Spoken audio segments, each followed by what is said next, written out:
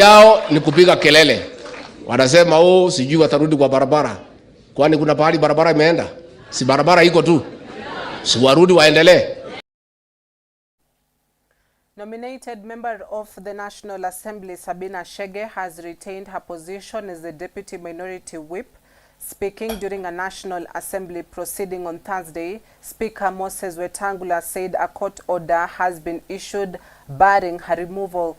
The Speaker, however, acknowledged that the Azimio coalition had met all procedural requirements for the change of leadership. He urged the Azimio outfit and Jubilee Party to seek amicable resolution, cautioning that court battles may end up being counterproductive and destroy long-standing political relationships.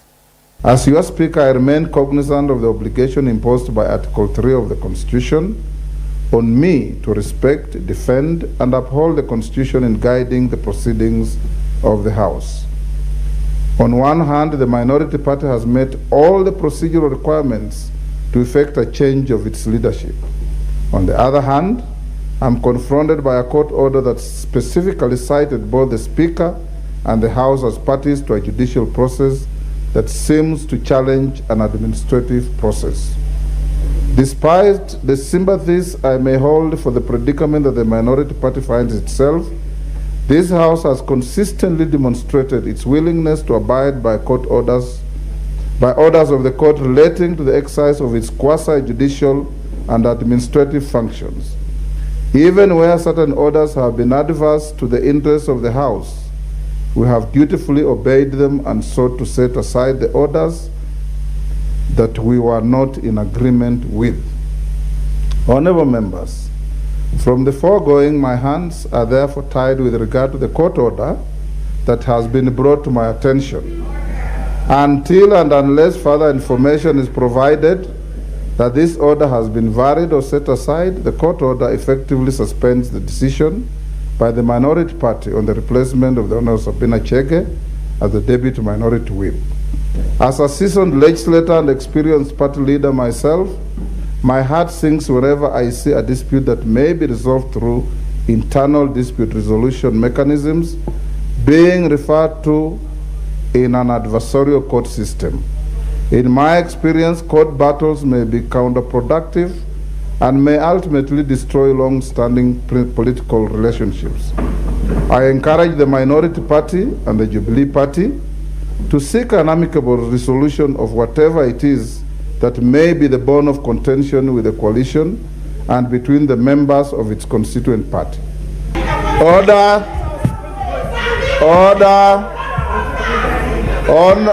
Honorable Millie and Honorable, you will leave the chamber. Honorable Millie. Now, elsewhere, Chief Justice Martha Koome has revealed that the delay in judges' salaries for a period of 6 months is a blow to the judicial services in the country. The CJ also said the judiciary is not operating optimally due to significantly budgetary cuts and human resource constraints. Koome said it is a truism that a performance of the judiciary's mandate is pegged foremost on having adequate and motivated personnel to deliver judicial and support services with well-laid infrastructures. Going forward, we must actually determine that judgments and rulings should be delivered on time. It is very unfortunate, for example, to find that a judgment which was reserved in 2012 is delivered in 2022. We need infrastructure, buildings that can support the delivery of justice to the people. But unfortunately, we were let down by the contractor. We have not been able to launch that building or open it officially because it has been found to have structural defects. A team from the Judicial Service Commission Audit Committee visited and filed a report.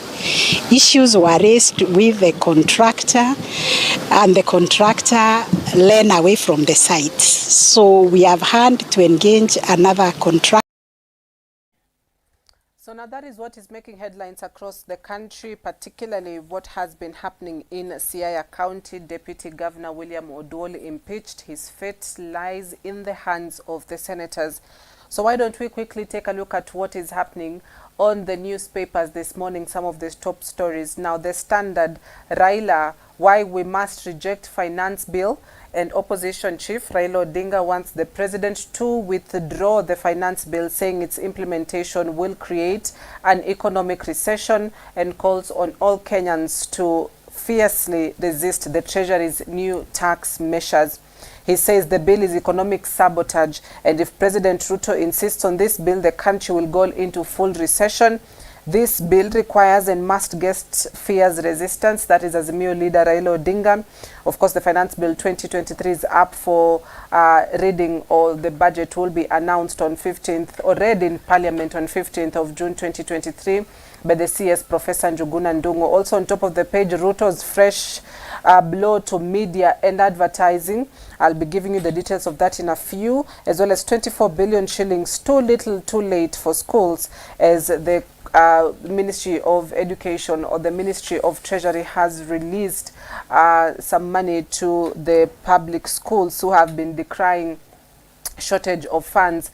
Now, with regards to Ruto's fresh blow to media and advertising, the government has devised modalities of bypassing mainstream media in delivery of communication to the public, a move that could deal a major blow to an already fragile industry.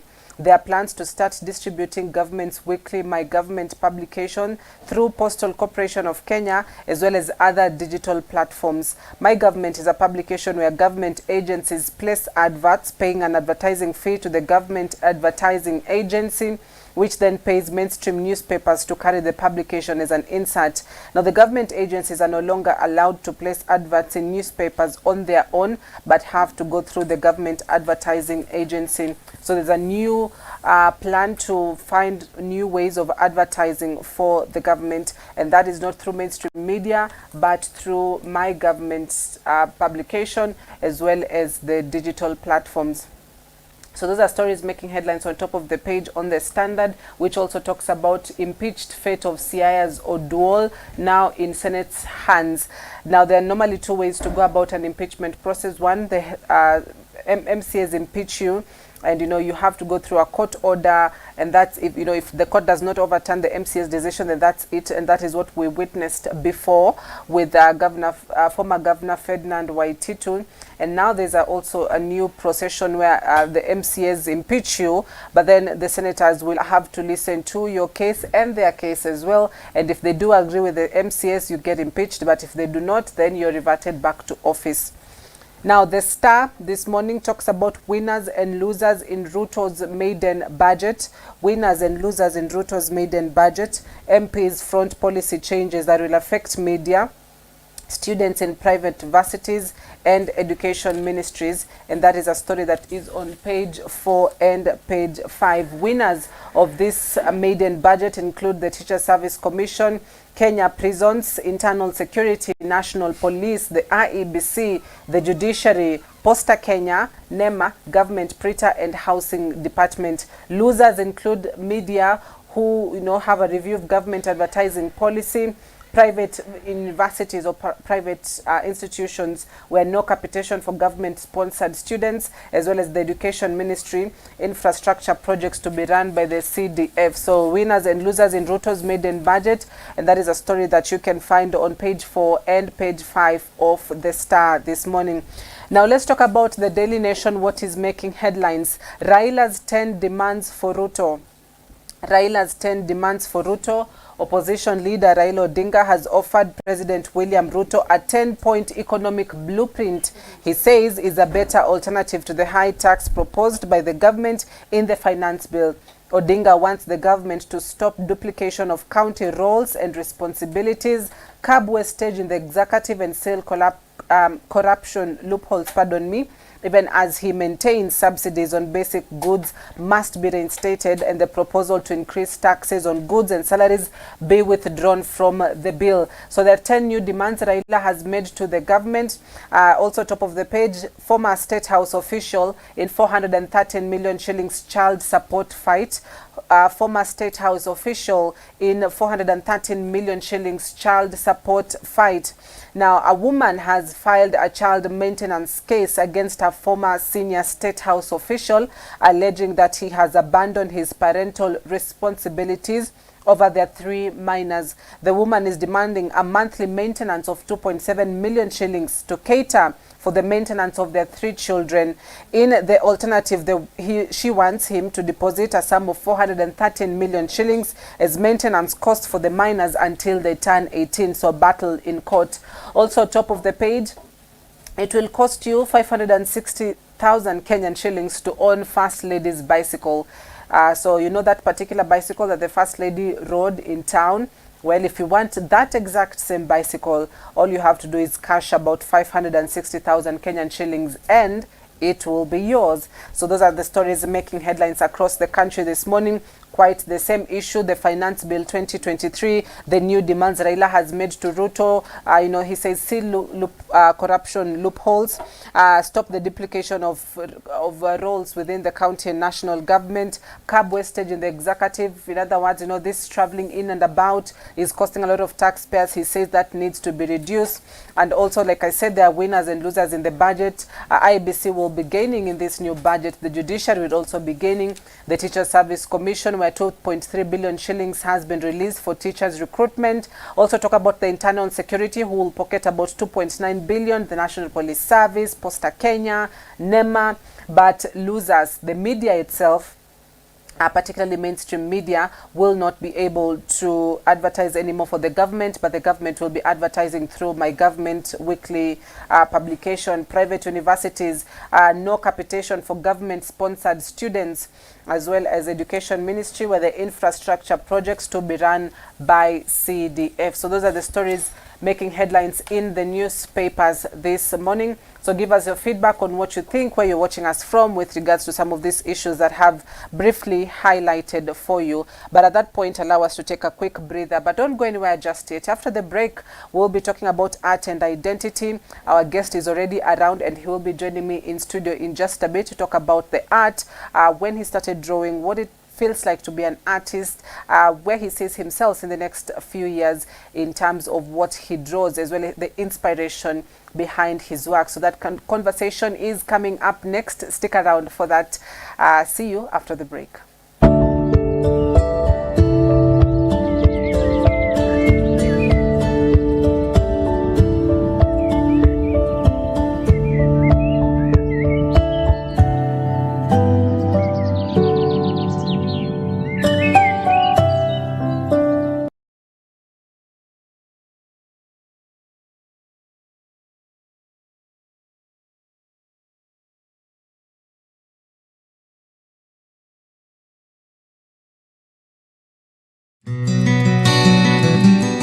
With great love and joy, I specially welcome you to worship with us at Redeemed Gospel Church Buruburu. This is a true family church, a true spiritual home. Redeemed Gospel Church Buruburu is home to exuberant prayers, deep and true worship. A house of prayer that will leave you feeling refreshed. Our first service starts at 7:30 a.m. to 10 a.m. and our second service starts at 10:30 a.m. to 1 p.m. On Wednesdays, we have our midweek service from 6 p.m. to 8 p.m. and every Friday from 6 p.m. to 9 p.m. we have our night of glory. This is the church you have been looking for. This is the place for your spiritual growth and maturity. See you this Sunday and karibu sana. Pastors are human. Worship leaders are human. All ministers of the gospel are also human. What happens when the expectations of the society are not met? What happens when the minister cannot handle all the pressure from the society? Join me, Pastor Julius Olode, together with the other kingdom ministers, as we handle these matters, as we tackle these issues here at the Kingdom Ministers Reality Hour on EBN TV every Saturday from 7:30 in the evening up to 8:30 in the evening. And the Lord will bless you. Shalom.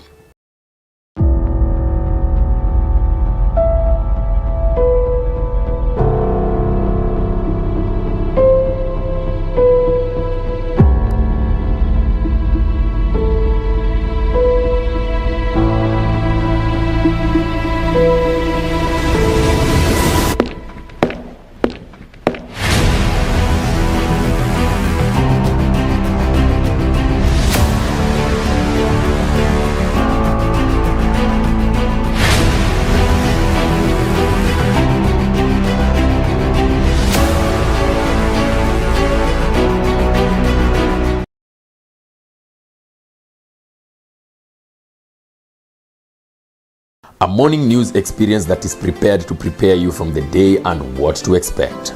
From the four corners of the Republic of Kenya and across the 47 counties, EBN TV brings you Morning Live, an in-depth coverage of the day's top stories and overnight development.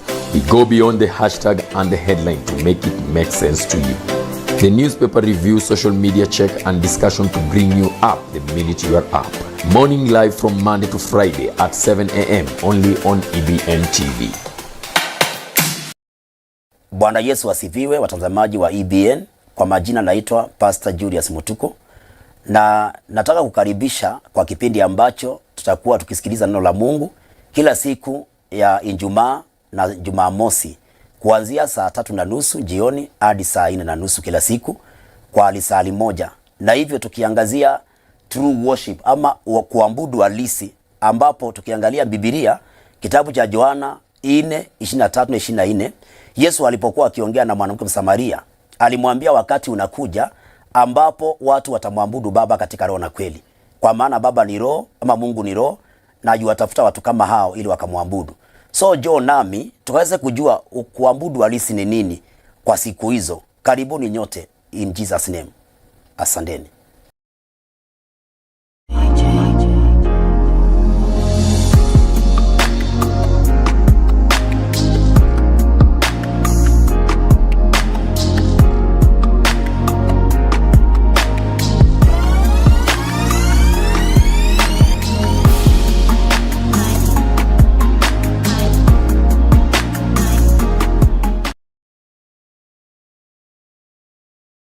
News is about people. News is about events. The exhumation exercise is meant to allow this post-mortem exercise of the 129 bodies that are here. News is about opinion leaders. Wale jamaa wa system kwa sababu wamechanganyikiwa, wamekwama, wamerudi katika ile maneno tena ya maandamano. Issues, conversations, ideas, and about you. We have never talked about a handshake. Your voice matters. Your voice must be heard. If you cannot come to us, we will come to you. Accuracy, it's not simply about getting the facts right. It's about accountability, verifying, validating, and evidence. Na mtazamaji, mbiu ya mgambo ikilia, jua kuna jambo. Wasaa umewadia kukupasha habari mwafaka na tendeti katika runinga EBN. Jiunge nami Emmanuel Maro kila saa 10 alasiri na saa 1 jioni kwa habari kemkem. Kuja nami. We take away the lies, the noise, the distortion, the misrepresentation and give you the truth.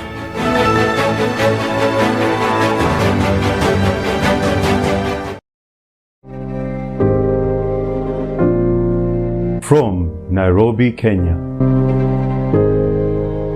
this is EBN TV.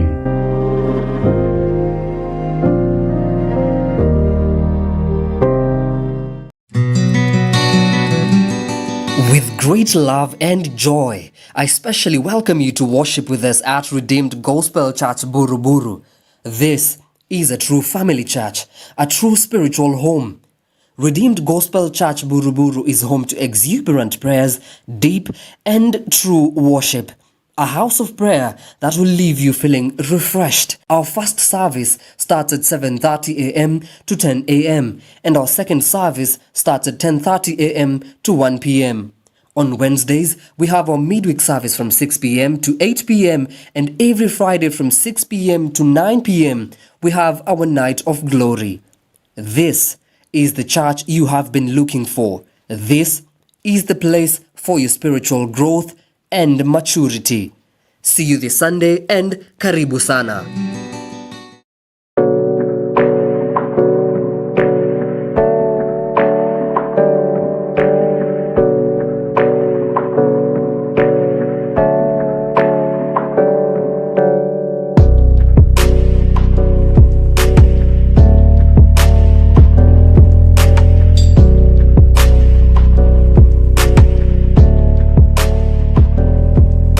This is EBN TV, transforming your world. A morning news experience that is prepared to prepare you from the day and what to expect.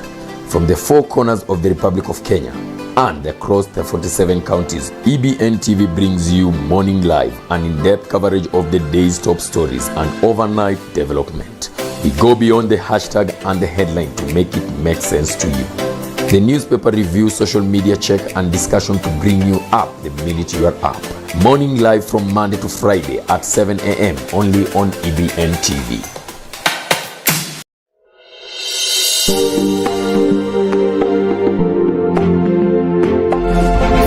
You are watching EBN TV, transforming your world. News is about people. News is about events. The exhumation exercise is meant to allow this post-mortem exercise of the 129 bodies that are here. News is about opinion leaders. Wale jamaa wa system kwa sababu wamechanganyikiwa, wamekwama, wamerudi katika ile maneno tena ya maandamano. Issues, conversations, ideas, and about you. We have never talked about a handshake. Your voice matters. Your voice must be heard. If you cannot come to us, we will come to you. Accuracy. It's not simply about getting the facts right. It's about accountability, verifying, validating, and evidence. Na mtazamaji, mbiu ya mgambo ikilia, jua kuna jambo. Wasaa umewadia kukupasha habari mwafaka na tendeti katika runinga EBN. Jiunge nami Emmanuel Maro kila saa 10 alasiri na saa 1 jioni kwa habari kemkem. Kuja nami. We take away the lies, the noise, the distortion, the misrepresentation, and give you the truth.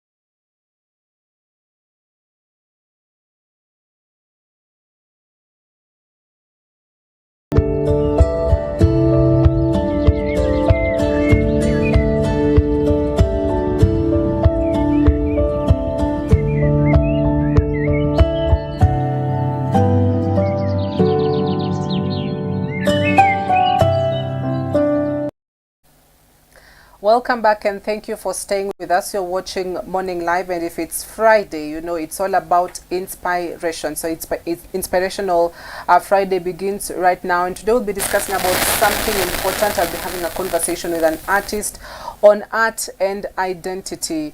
As an artist, what do you identify with? What is the inspiration behind what you do? Whatever you do you do it for passion, you know, to put food on your table, or just as a side hustle? So these are some of the conversations that we shall be having today. And in my studio this morning, I'm joined by Maurice Mukundi Washira, who is an artist and is specifically drawing. There's so many forms of artists, and this one is specifically an artist that draws. Maurice, thank you so much for coming this morning. Asante kwa kukuja. Thank you very much. Na tumefurahi sana umeweza kuja hapa siku ya leo, na as you can see in our studio, it's a bit very much decorated. Hizi zote ni you know, pieces ambazo wewe mwenyewe umezichora wewe mwenyewe. Yeah, painted. Yeah, so kabla tufike hapo, maybe tueleze about Maurice. Ni nani, alianzia wapi, you know, sana yake ya kuchora? Okay, Maurice is from Kirinyaga County originally. Did my studies in Kirinyaga and college in Buruburu. Yes, raised among we are 3 siblings, the 3 kids in the family.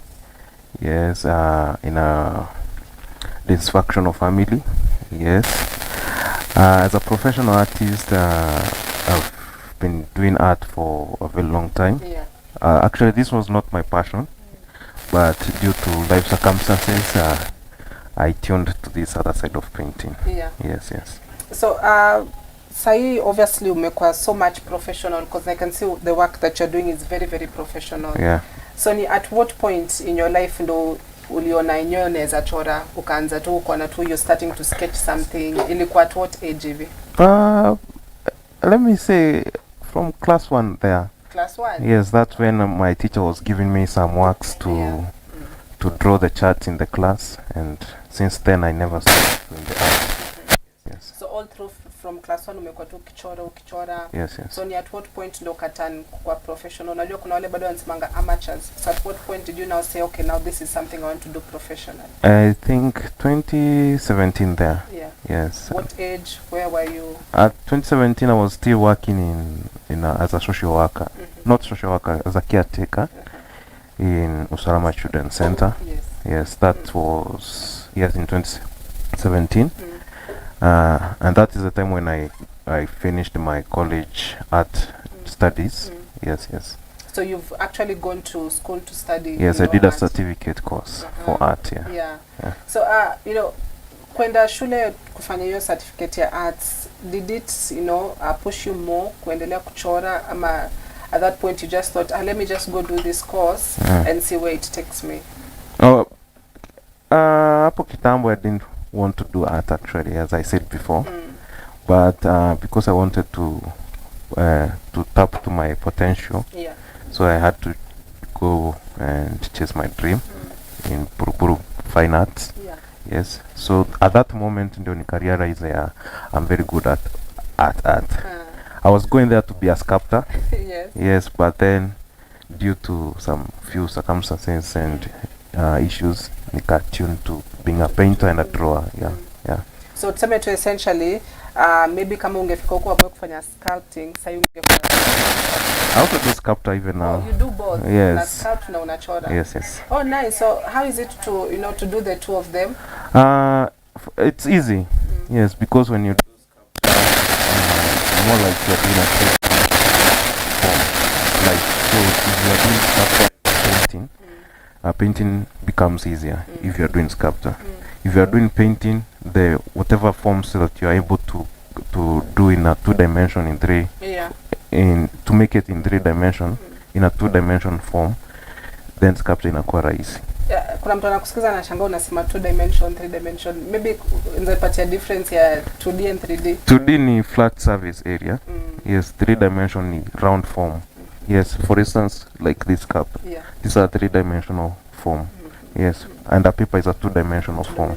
Yes, so when you are doing in a 2-dimensional form, you have to create illusions of distance, shades and nini, ili upate hiyo 3 dimension kwa 2 dimension. Oh. Yes. So like this art, ambayo umeleta hapo, this is 2D. This is 2D, but nime represent a 3 dimension. Yeah. Oh, very nice. Yes. So umesema ulianza ukiwa class 1 all the way mpaka sai. Na umeweza kuchora so many different things. Unapatanga wapi ile inspiration? Kwa sababu Kenya utachora leo, si ndio Kenya utachora next. So different inspirations ndio umeweza kuget ni kama gani? Okay, for me, one thing that I usually want to do is to bring some changes in the society and bring hope. So my inspiration, most of it inatokana kwa watu. And some in the Bible, some political, yes, and some from my own experiences. So because if my experiences can bring some changes to someone who has who might be having an experience like mine, or even who, or hata ku enlighten people, yes, from different backgrounds. Yeah. So you said you want to change the society, perhaps inspire other people. Ushai kwa ile in an instance where mtu ameona something you've drawn na akakuja akakwambia, by the way, Modis, you've changed my life, ama you've changed my way of thinking, my perception. Have you ever come across those kind of incidents? So many times. Wow. Yes. Can you just give us like one example? I was in a Kenya Museum exhibition. They give me a platform to exhibit my work. So in that process I had some few artworks zenye zinaongelea about life. One of it ilikuwa inaongelea about Africa. In general, it's a very wealthy continent, but living in poverty. So one of the piece here, I was explaining to some few people, it was very emotional, and they desired to do the best of in their life to change. The piece is actually with us, in it despite confinement.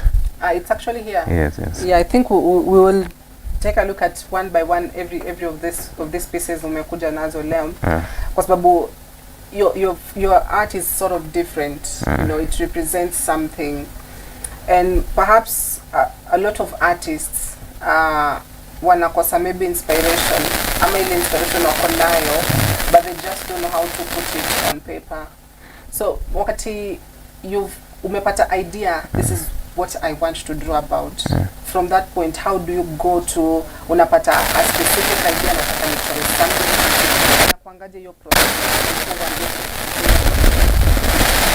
So kwangu it took a lot of time to meditate and reading the Bible also. So because when you read the Bible, there are so many things to learn from it. For instance, nikipata idea naweza chukua like 3 hours think about it. Then I take my paper, so many papers.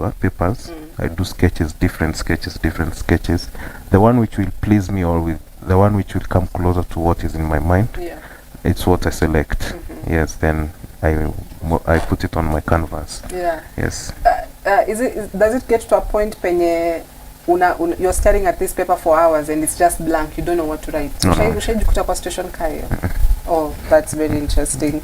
So all throughout, how has it been like associating with your friends and your family? How has the support been like? The support, I can say it's very great, because now it's very great. Initially, actually, with my parents, especially my father, didn't want to see me doing art at all. Yes, and my mother also thought this is not a dream. This is not something to make your dream come here true. Yes, it's not a career. But now as things have changed, they're appreciating what I'm doing. Yes. So, ni nini ilifanya waka change your mind? In 2018, I made my first sale in the affordable art. Yes, and that changed the perception of art as a career. Yes. Yeah. So as we speak, maybe you can just adjust your mic. Like there. And so you're saying that is when your parents decided. I knew kitu iko na do. If he has made his first sale in 2018, then they can support you more. There was no support in terms of just motivation. Let me say, yes. Do what it's good. If it's good for you, continue doing. Yes. How difficult was it to was your first piece? Because you had been drawing for quite a while. Yeah. But your first sale comes in 2018. It's a difficult one because back then I was not known. So what I did, I took my artworks in affordables, did my signings and etc. Actually I was the first person to sell. My first time there, my first sale, and being the first person to sell. Yes. So did it open so many doors? After that, this one wants a piece, this one wants a piece. Not really. Okay. Yes, because you see the market in a museum is different as from when una. Speaking of markets, maybe unaweza to explain more about the different markets that are there for an artist. Junona umesema, there's the museum one, kuna ile you're just drawing out here. So if you can give us like these examples of markets, somebody's listening and wondering, okay, I'm also drawing, so where do I get the market to sell my pieces? Okay, one thing I'll first say is that you have to be very good to make good sales in the art, because the competition still is very tough. So what I advise someone, first of all, create the best work. Then places come a museum, maybe galleries, like one of gallery, hizo zinaweza market mtu sana ajulikana even abroad. When it comes to local selling, now here is where the problem is. Most Kenyans, they hawajafika mahali kwa appreciate art. So if upper locally, so you have to adjust your venye una deal as an artist na local clients. Yes. So, how do you adjust? Kwa sababu, So, the value of art is very high. So kenye unafanya, you just discuss with the client, what is your budget, like that. Alafu, then after that, muna decide venye muta go through. So umesema the market, kuna museum, there's the gallery, and there's the local seller. So, what is the difference between a museum and a gallery? Because it's all about showcasing, you're putting your pieces out there, people are seeing it. Okay, gallery is a commercial one. So for them, they are doing it as a commercial selling, art sellers. It's, I get my money. Yes. Museum is like supporting the upcoming artist. Yes. For the galleries already, these are people who have made it in, most of them may make it in art industry. Yes. So who are some of the big names in art world? When you ukisikianga tu pisi and you're like, enyewe mseni mnom. First of all, mimi napenda Mukabi. Yes, Patrick Mukabi. There's Yegonizer. Yes, there is Clever Sothiambu. Those are the people that I have known for some time. There is Samuel. Yes. And they all have different styles. Like Odhiambo does realism. Mukubi does some sort of realism and impasto. Yes, it's a style of painting. Yes. Speaking of styles, what style does Maurice Mukundi draw? Unaweza sema, what style do you identify with? What is your style? I do realism and sarir. So realism is doing exactly as the nature looks. Kama ni sura ya mtu na paint venye iko. Yes. Now surrealism ni kudistort the realism. Surrealism, you distort the realism. Yes. So if una paint mtu, you don't paint him as he is or as she is. You can paint as he or she is, but now with like this one, the one of the shoe, you see he's not likely to, nobody is bigger as the shoe. Yes. So I've distorted it to make it surreal. Okay. Yes. So like for this piece, what motivated or inspired you to draw this piece? No one is bigger than the shoe, but here actually the shoe is bigger than the man. Yeah, this one is during Corona time when it came. So many people lost jobs, and so many people lost hope about life. So for this one, I was doing it as part of encouragement. So in most cases, tunatoka mbali, where it's even more difficult. And when tunafika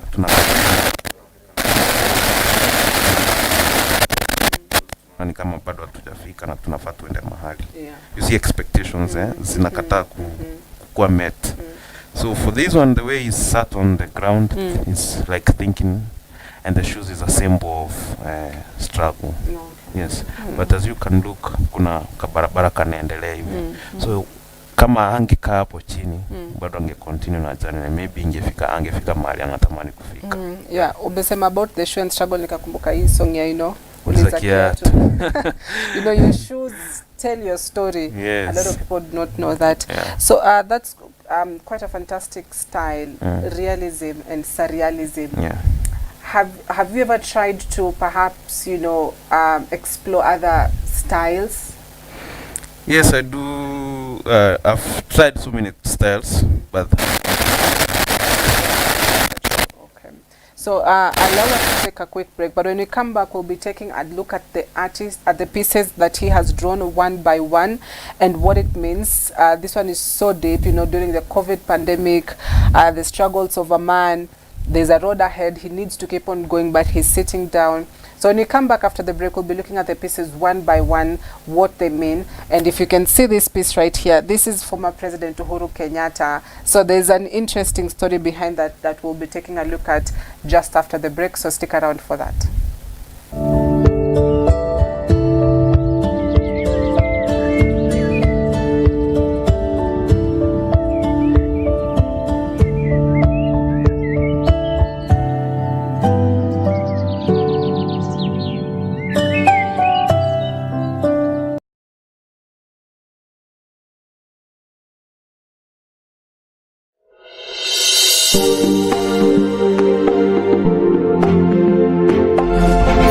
You are watching EBN TV, transforming your world.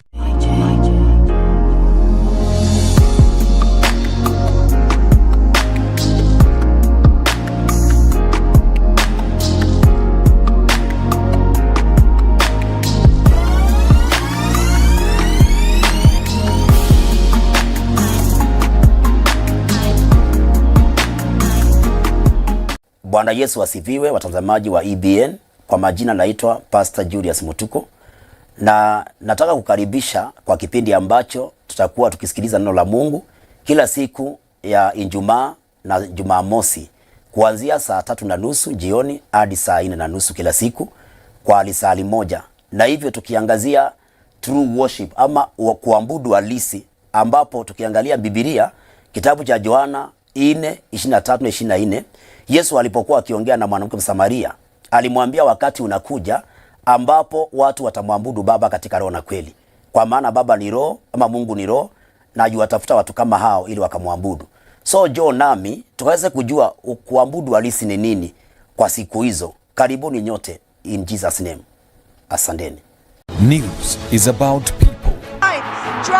News is about events. The exhumation exercise is meant to allow this post-mortem exercise of the 129 bodies that are here.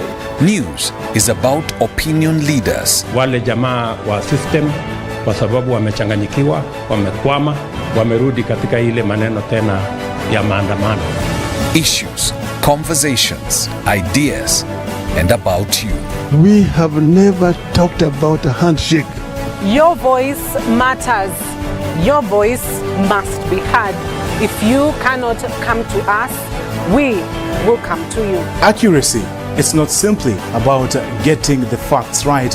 It's about accountability, verifying, validating, and evidence. Na mtazamaji, mbiu ya mgambo ikilia, jua kuna jambo. Wasaa umewadia kukupasha habari mwafaka na tendeti katika runinga EBN. Jiunge nami Emmanuel Maro kila saa 10 alasiri na saa 1 jioni kwa habari kemkem.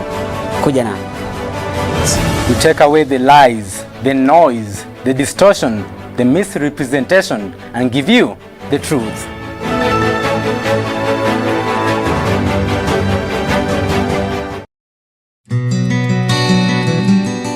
With great love and joy, I specially welcome you to worship with us at Redeemed Gospel Church Buruburu.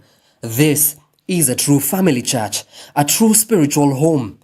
Redeemed Gospel Church Buruburu is home to exuberant prayers, deep and true worship. A house of prayer that will leave you feeling refreshed. Our first service starts at 7:30 a.m. to 10 a.m. and our second service starts at 10:30 a.m. to 1 p.m. On Wednesdays, we have our midweek service from 6 p.m. to 8 p.m. and every Friday from 6 p.m. to 9 p.m. we have our night of glory.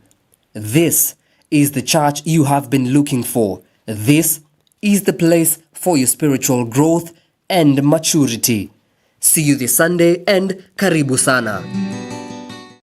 Pastors are human. Worship leaders are human. All ministers of the gospel are also human. What happens when the expectations of the society are not met?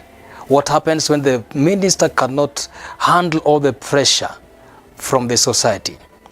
Join me, Pastor Julius Olode, together with the other kingdom ministers as we handle these matters, as we tackle these issues here at the Kingdom Ministers Reality Hour on EBN TV every Saturday from 7:30 in the evening up to 8:30 in the evening.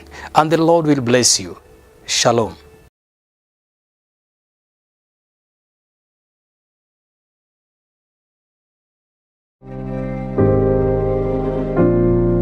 From Nairobi, Kenya. This is EBN TV.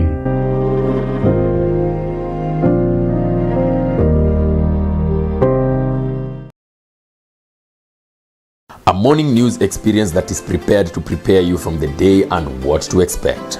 From the four corners of the Republic of Kenya and across the 47 counties, EBN TV brings you morning live and in-depth coverage of the day's top stories and overnight development. We go beyond the hashtag and the headline to make it make sense to you. The newspaper review, social media check and discussion to bring you up the minute you are up. Morning live from Monday to Friday at 7 a.m. only on EBN TV.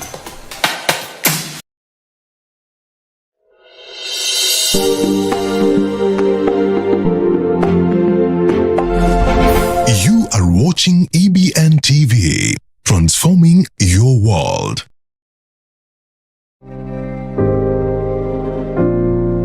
From Nairobi, Kenya. This is EBN TV.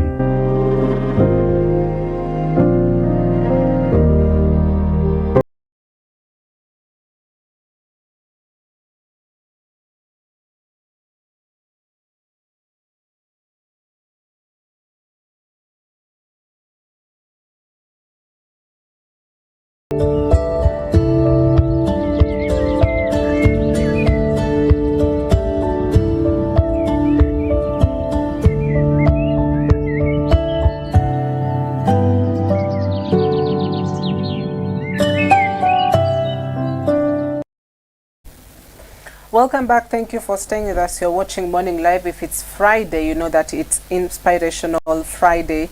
And this particular Friday, we are going to talk about art and identity, or we've been talking about it, art and identity. My guest is still in studio, Maurice Mukundi, who is an artist that draws, and he has been able to share some of his beautiful pieces with us, but there's still more to share. And so, Maurice, next we have a piece here that is very interesting. Yes. You said it's about divorce. So maybe you can talk more about what it is, because now I'm Toto, I can see a mother and a father, I can also see a judge's gavel. Maybe talk about it more. I call it timely verdict. Timely verdict. Timely verdict. Yes, timely verdict because of this clock here, and the heart is broken. So for this one, it's actually about what I feel and I thought about reasons why parents should not divorce. So for every kid akiweza ulizwa anaweza sema daddy na mom stakiwa separate, but because of parent selfishness, pride, maybe sexual entanglements with other people, so kuna kuja hizi mambo za divorce. So for this one, you see the kid is when the gavel is almost hitting and the time is almost to the tick, the kid comes and says stop, stop, stop, for the safety of the child, because the person who is usually affected during marriage, divorces and separation ni watoto, because au wataenda shughuli zao, waanze maisha yao, na wazazi waendelee na mtoto kuanga emotionally distorted. So for each party lazima kuwa kuna mtu behind the scene mwenye anangojea hiyo divorce happen. Yes. So that's why I had to put these two people here. So there's a woman here on the side of the father, and there's a man on the side of the mother. For this phase, it's more like mixed reaction. Nimeka alikuwa amefurahia because it's almost happening, but sasa juu imestopishwa akashtuka, akakuwa flabbergasted juu imestopishwa na haja yake haitatimizwa. Yes. Let's talk about the reaction of the mother. It's like anafunga masikio. What is that? So what was going through my mind is, kwa marriage kuna usikiona huyu anaongea na huyu amefunga masikio. Kuna kitu inaletanga waje, kuna vita ya kwa familia. Kuna yule anataka vitu ziende vizuri na kuna yule anakataa. Kuna ile ignore the other person when you should come together, talk the issue together, bila kuleta conflict na nini. So that's part of kuonyesha venye watu wapendangi ku share their ideas, their thoughts with their spouses. Yes. And umesema this is your favorite piece. Yes. So if someone came to you today and aseme, sell me this piece, would you sell it? For now, I'm not thinking of selling it. Yes, but I know I don't feel like I'm going to sell this anytime soon. Yes. All right. So if we can move on now to the next piece, ambayo, if we can get it as we finalize on this year divorce, and just how deep it is. There's the child in particular who are the most affected, hataki divorce. There's the father who is, still talking, a woman behind him. There's the mother, hataki yokelele, and then a man who supposedly, from my point of view, nimto ameingilia marriage, and that's why there's a divorce. So yeah, if we could move on to the next piece, just to see, what else it means. An artist shares his story or her story in a very deep way, in ways that you can never imagine. So let's take a look at the next piece, Maurice. Now, these children on a boat, there's an old man, an old woman on the water, and it's like they're carrying the boat. Talk about this piece. This one I call it Future on the Present. Future on the Present. Yes. So for me, when I was doing this, I was thinking about the future of the generation which is coming. So it's like now we are as youth, kuna distortion ya moral values. Yes. Mainly because marriages has work siku hizi. Yeah. So my thought was, what if each party ya family inaweza kuwa ina play role yake. So nikaeka Guka as an example to the son. He is still willing to help, even though amefika mahali strength hakuna. The same case to the shosh, the mother and the dad.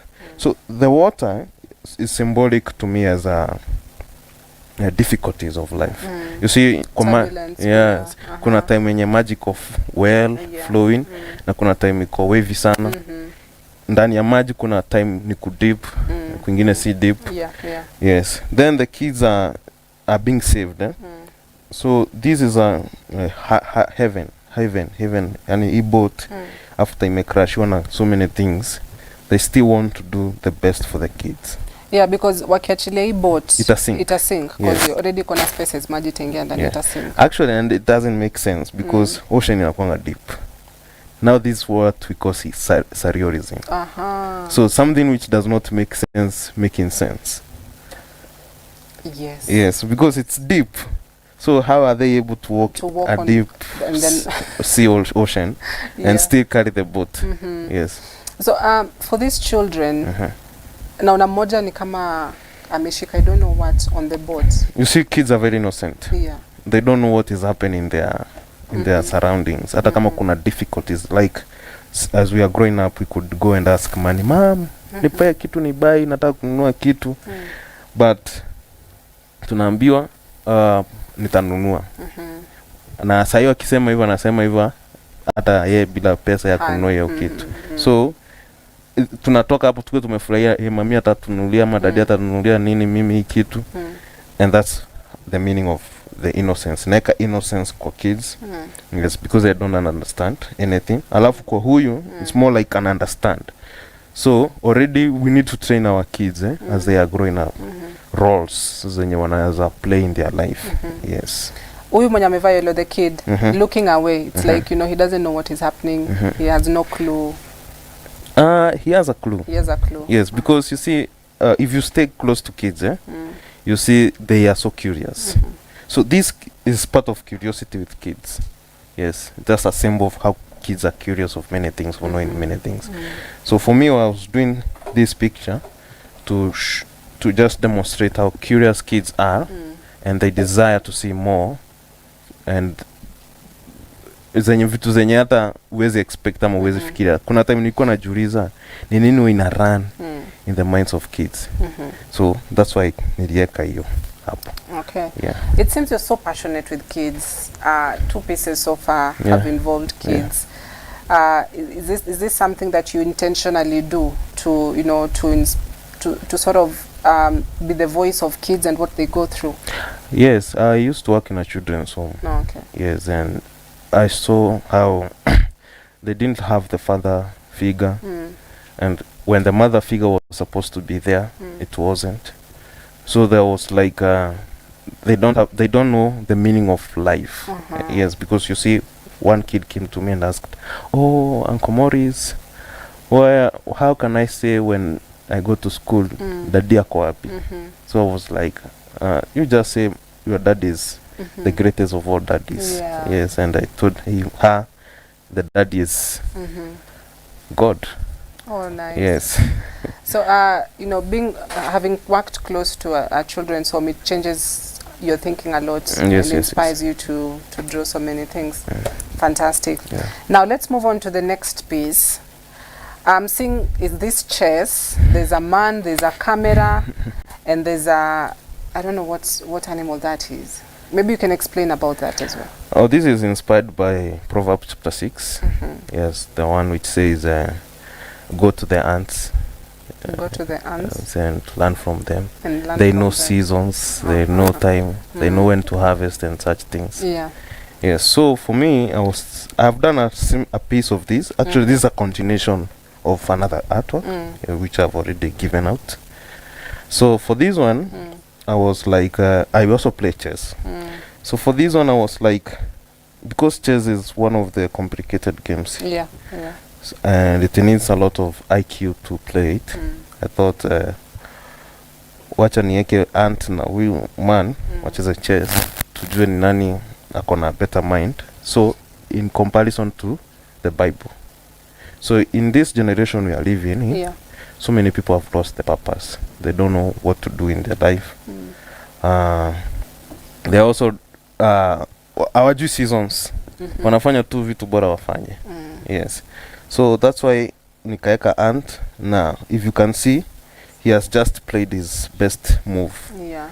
And this is checkmate. Yes, I call it checkmate actually. So for this, you can see the ant carrying a camera and the man carrying a camera. So this is like they are doing ni kama wana correct information na evidence ya what is going to happen. Yes. So if I got this straight, the ant, when you're meshika camera, the ant and the man are trying to record. Yes, what happened. What is happening. So is there a reason why they are recording? Actually, I'm doing a continuation of this. Yes, so there is a reason. So there's still another piece. Yes, that you continuing. Yes, because it's a series of art. Okay. Yeah. So someone is trying to understand. Does it make sense that a man is playing chess with an ant? It should not make sense, but it's a realism. It's a realism. So what I'm trying to convey here is If ants knows the season, if they are obedient to the king and the queen, if they play their roles the way they should be, and they have never changed what they are, but us, we are changing. Why should we change when ants are not changing? That's my goal on this painting. So we should not change who we are. We should also be very wise when we are doing things, because if you read in the Proverbs chapter 6, you see God is trying to tell us we are losing our senses. We are going away from who we are. So that's why he's doing a comparison with us, with the ants. Yes, they know seasons, they work. Yes. So is that why the man has done the move, or is it the checkmate or something? He's being checkmated. So you can see he's like worried. So where did I go wrong? That's How the is question. It possible that an ant is beating me? Yes. In terms of wisdom, I'm another level. Yes. Okay, so you know, apart from the children as well, it's also about, you know, for people to sort of also change their characters and their behaviors. Yeah. So how has that been like? I know you told me there are so many people that have come to you na wamekwambia, you know, you've changed my life. But ushaijikuta kwa instance where mtu anakuja kucorrect na criticize the artwork ambayo umefanya na kwambia, you know, why did you draw that? It doesn't make sense, or something like that. There is always someone who is above you. Yes, even when you are very good, there is someone who is doing the best for you, better than you. So there are people who came to a friend of mine, I call him Nanjala. He came into my life and gave me an idea of how to make my art more serious and more educative. Yes. All right. Now let's move to the next piece. And this is, for me, I think this is now my favorite. There's the former president. There's a lion. There's the word peace. It's this is Nairobi City. I can see it NMS as well. So explain to us the inspiration behind this piece. Okay, this one I call it the other side. The other side. As you can see, part of his face is not there. It's chopped. Very intentional. This is also surrealism. Yes. So the inspiration for this is the development which was happening during his time. So you can see, and these tall buildings, okay, they are not exactly tall buildings, as you can see. These are, you know, I'm just trying to show the investment which came during his time. Yes. So his goal was to bring peace, and the lion is a symbol of leadership, authority. Yes. So that's what we it's going up. Iko hapa tu ndani yake sasa. Yes. So about, you know, the half face, not seeing the other side. What's that about? Okay, this is very symbolic. In every leadership, they give us one side. So they give us what we need or what we want, and the other side they don't give us. So I was curious about the other side, but about him, but I did not get it. So I decided to chop his side of head. So because that side I don't know about it. You don't know. You just know one side. I know the side that I am seeing. Yes. What about the lion and its roaring? So the lion is symbolic. So you see, lions in the jungle, they are the kings. They mark territories. They protect their families and their pride. So that is what I was thinking. If it's, instead of sitting on the horse running, you see, lions has some pride of leadership. So hiyo ndio sasa ndio nimefanya hapa. So yeye amekalia lion as a leader, and the lion as a leader of the jungle, also symbolizing the fact that Nairobi is the only city in the within the wildlife. Yes. And there's also NMS. Is that NMS? Yes. It's on the rag amekalia. Is that also symbolic here? No, that's direct. Actually, he's the one who introduced NMS. Yeah. So to bring development in Nairobi. Yes. And what is he holding? That white? A bulb. A bulb. Yes, you can remember or recall in 2013 during that time. It's when electricity kuja ikakuwa lower priced, na every household ikaanza kupata that thing. Yes. Okay, so this is a leader you've drawn, yeah? Yes. So I'm curious about, how many other leaders you've been able to draw. Only one from Kirinyaga County, Wangereshi. Yes, but back then, yes, back then I was doing just for school assignment. Yes, yeah. So would you love to draw like many more, because these leaders, they've got their own stories? Unless they reach out. Yes, but doing like this one, no, I'm not doing any other of this kind. Yes. So particularly for our leaders, sometimes you may want to draw them with their stories, but not all of them have these amazing stories. There are those maybe wanajulikana kwa mabaya. Have you ever been tempted to draw something like that? Looking at just... I'm very tempted, actually. Really? Yeah. But this time I'm thinking of doing a distortion. Instead of being reality, I distort it to make it no one will understand it unless it is him. So I want to me and him or her. Yes. All right. This one is a much smaller piece. Yes. Children on the inside the basket. Inside the basket. The basket ikona some cash notes. I think that's 100 Kenyan shillings. Yes. So what is the story behind this? I call it despite confinement. Despite confinement. Yes. So kila mtu anagonga na ka life kenye kamemfunga. Na kakimfunga kamemfunga kabisa.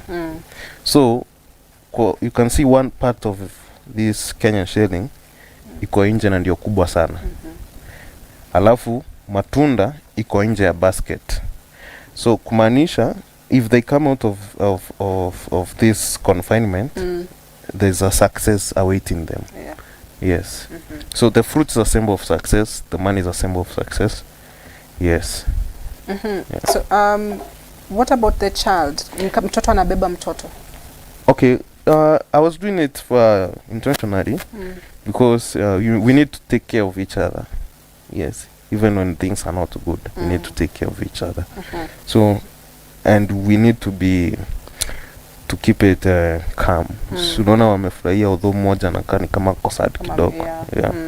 Lazima kukuwe na mwenye ako kwa sadness na in any circumstances lazima kukuwe na hiyo life.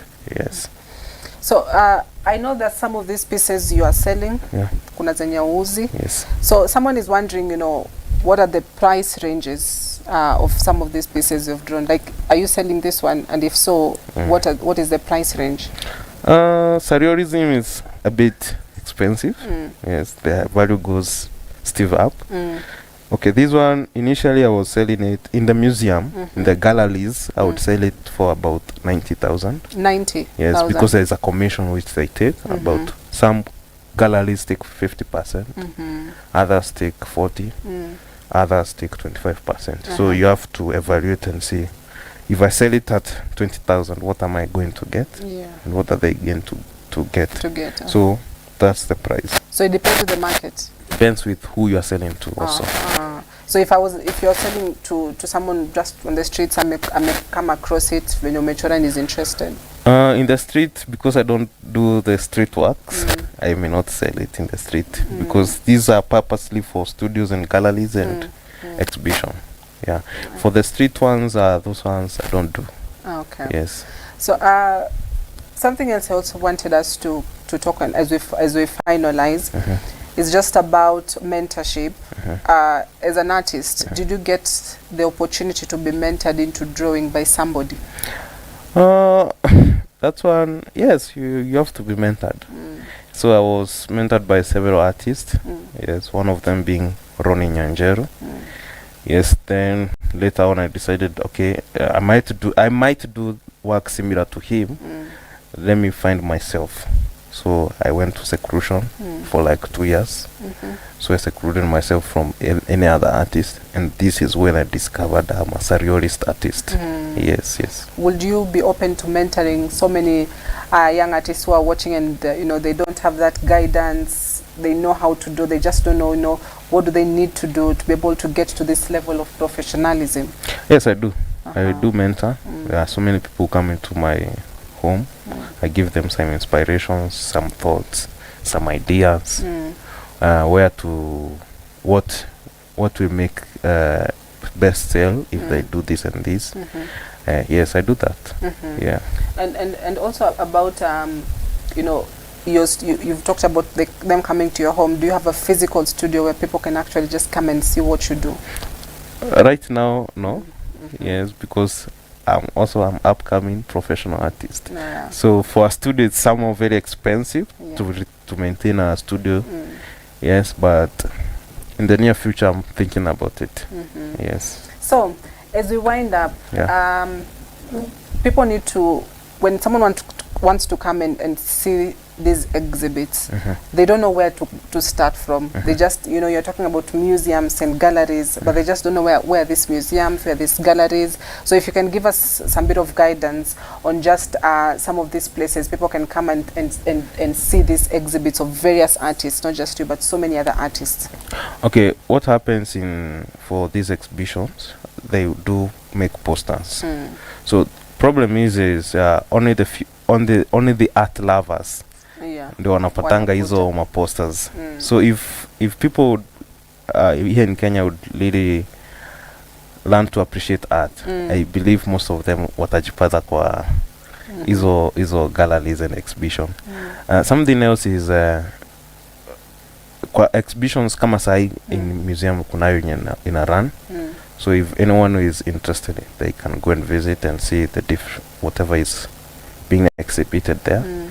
Yes, there is another one which is running in one of galleries. Yes, you have to send kujituma, lazima ujitume. Yes, if you want to see art, because what I've seen about art is for very few people. Yeah. Yes.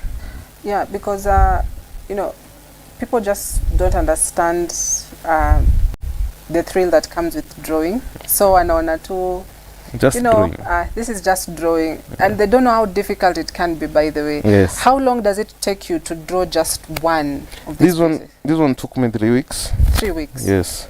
There are those which take me even 3 months because they are coming out, they are imaginary. So without having some, you don't have any picture to look.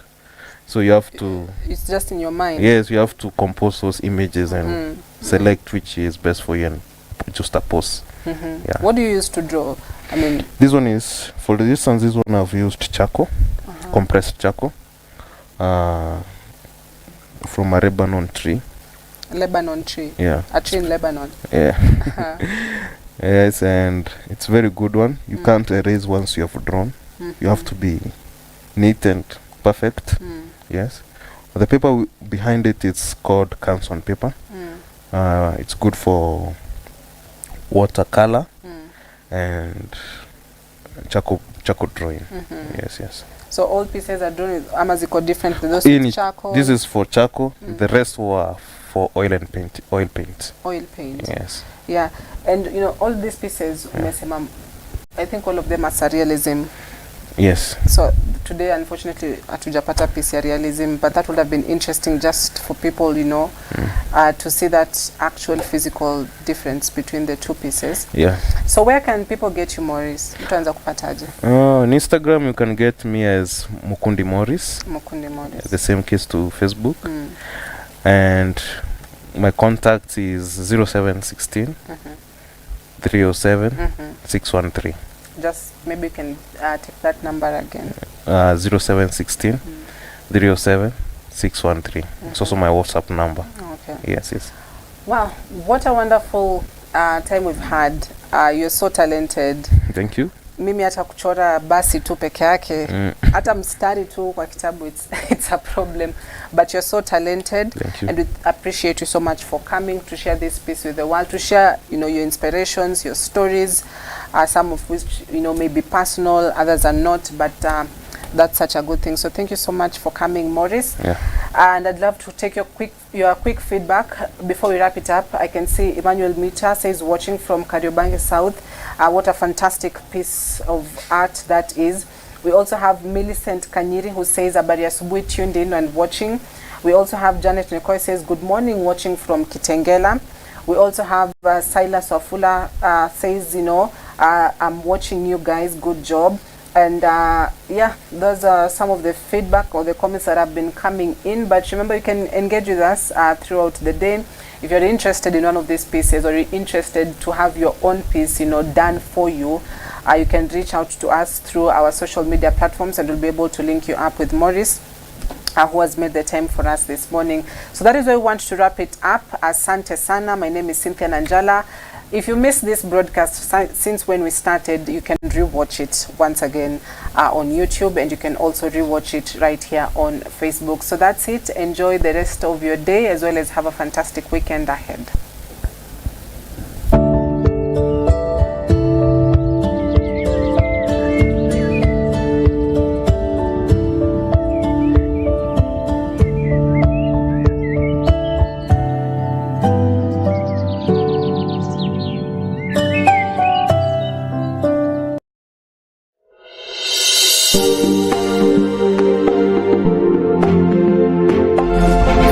You are watching EBN TV, transforming your world.